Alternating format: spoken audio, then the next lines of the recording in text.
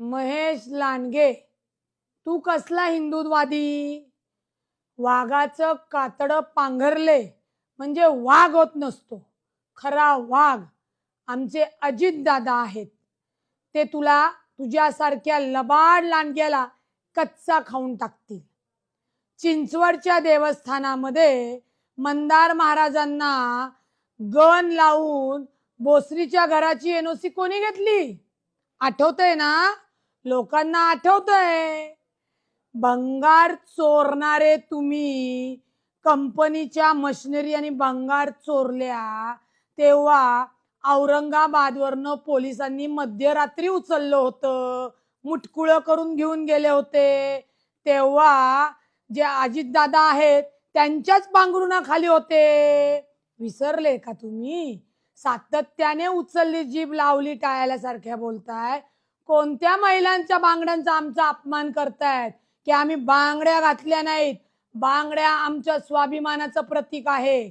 त्याच्यामुळे आम्ही ज्या अजितदादांच्या बहिणी आहोत त्या बहिणी तुला ठोकून काढू, हे लक्षात ठेवायचं.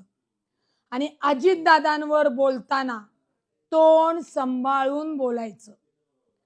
तुझा वस्ताद तुझा बाप नक्की असेल, परंतु राजकारणाचा लंगोट अजितदादांनी तुला घालायला शिकवला.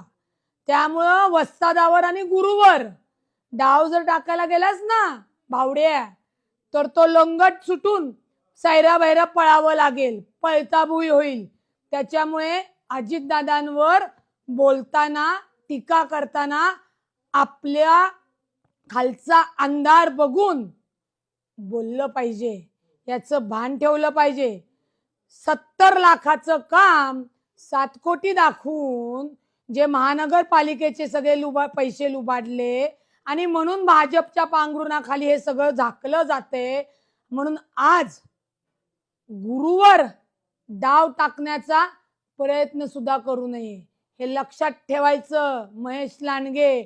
नाहीतर आम्ही सुद्धा घरात घुसून ठोकून बोलू. म्हशीच्या धारा काढत होता, म्हशीच्या धारा. लंडनला कशी काय कंपनी झाली? कुठनं झाली? धारा काढून झाली. सगळं निघेल, सगळं. तोंड सांभाळून बोलायचं माननीय अजितदादांवर. नाहीतर याद राखायचं, याच बांगड्या घालणाऱ्या महिला अशी काय चपराक देतील की नुसती पळता भुई होईल.